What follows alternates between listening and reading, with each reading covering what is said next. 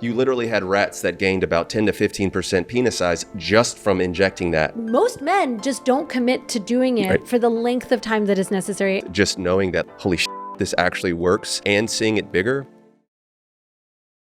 The things that make pumps and extenders safe is putting the body under traction and under pressure over time, right? Gradually. It very slowly causes, on a cellular level, shifts that create actual change. Can you very briefly describe what's actually going on, the mechanotransduction of it all? Yeah, certainly. So in a nutshell, what happens is the tunica, which is the fiber sheath that actually is responsible for erection. So penis filled with blood, tunica doesn't expand, so penis becomes rigid as it fills up. For the most part, what happens is you get chronic dilation of the tunica over time. This is with pumping. You get chronic dilation. With pumping, chronic dilation, same thing with an extender, is you chronically cause the tunica to enlarge in a lengthwise perspective. Right, in a controlled, slow, steady manner. Yeah, exactly. And I mean, there's a substance, it's called BAPN, but it's anti-lysyl oxidase. And so I'm not going to get all sciencey. You have your collagen that is linked here, and that's what's responsible for the strength of the tunica. And then when they inject something into the tunica that breaks those bonds or allows them to expand, you literally had rats that gained about 10 to 15% penis size just from injecting that.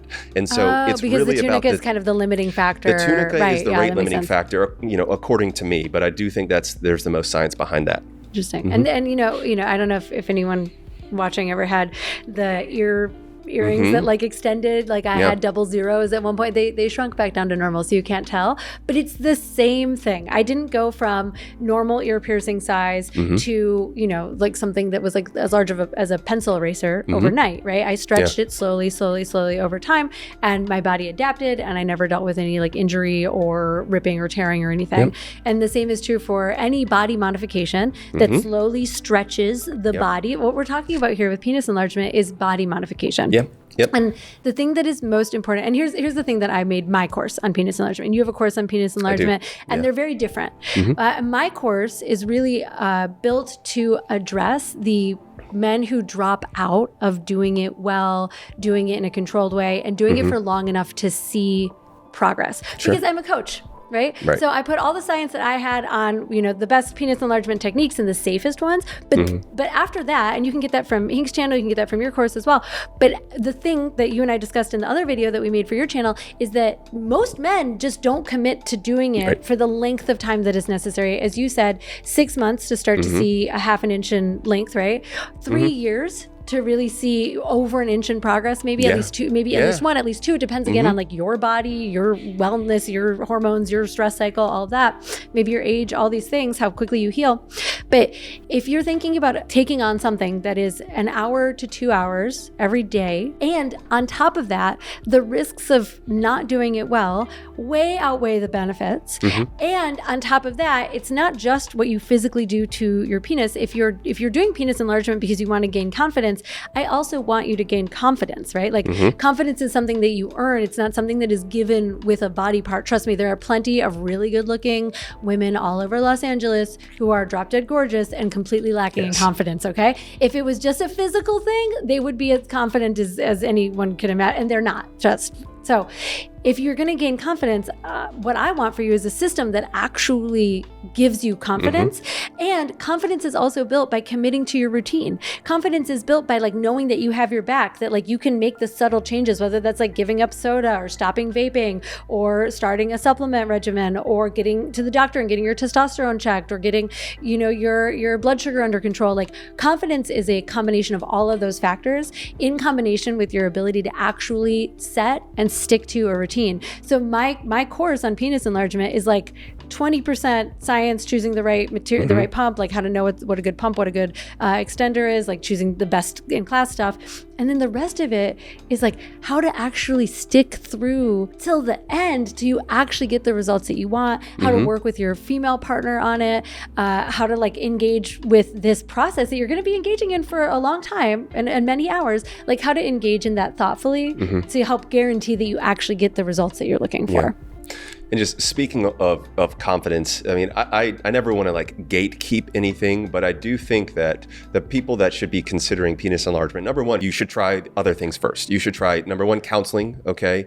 Number two, getting in the best shape you can, because as you've talked about, you know, the more in shape, the leaner you are, the less of a fat pad you have, and the more of your visible penis. And the rest of you looks smaller, so your penis looks bigger. Yep.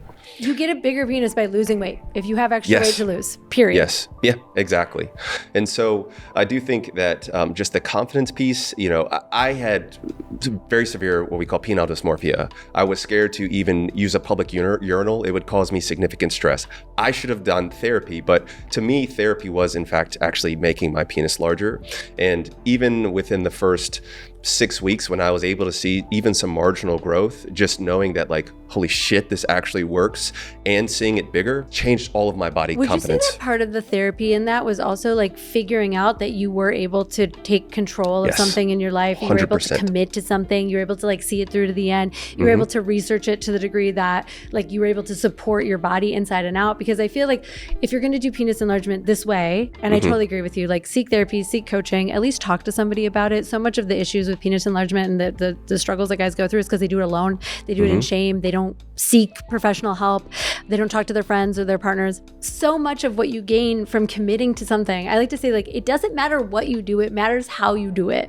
So it doesn't matter if it's like training for a marathon or training to get a larger penis. It is all about how you do it, and do you develop like self-love and self-respect and self-care and like a better image of yourself along the way. Would you say like that was part of the therapy for you? Oh yeah, absolutely. And it's still therapy for me largely because a lot of my channel is about, like half of it is about actually enlargement and the other half is about real breaking down myths. The average penis is about somewhere between 5.2 to 5.5 inches. But a lot of guys don't realize that, and they think that they're small when they're perfectly average. And so I do think in addition to those other things that you mentioned is just knowing what the actual real size statistics, because even though I literally sell a penis enlargement course, but I would love it if I didn't need to sell it and men were just like, you know what, I'm good with the size that I have. Yep. Yeah. Well, it's like my 14th or 15th course because I wanted to give everyone everything that they needed to be an incredible lover, to have a great relationship, to communicate well, to give a yoni massage, a linga massage, an anal massage, a nipplegasm, last longer in bed, get harder, like all of those things before, to your point, you go through the process of penis enlargement. And also, if you do all of those things and you become a great lover and a great communicator, like you may not want to pursue penis enlargement. And if you do still want to pursue it, you already know, you proved to yourself that you can do the hard work to commit to yourself and commit to your growth journey. And like, I think that's where it's at. So thank you so much for joining me on my channel. Thank you for your awesome channel. Thank you for doing the hard work of doing it right, of guiding people in this subject that usually exists maybe like in the shadows and in whispers and in like, you know, locked away in like forums on the internet, bringing it out to the light so that more men can have access to it. It makes a tremendous difference. And, you know, thanks for calling me out on YouTube so that we could have this conversation. I'm so glad to be here. I do want to take just a quick second.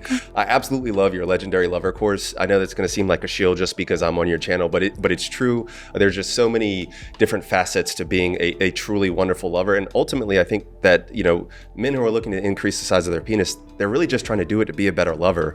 And your course actually, you know, it really does teach you about all of the other things that, in my opinion, are far more important than the size of your penis. Thank you. Yeah. So, but, you know, it's been an honor to be here. And thank you so much for having me. Thank you.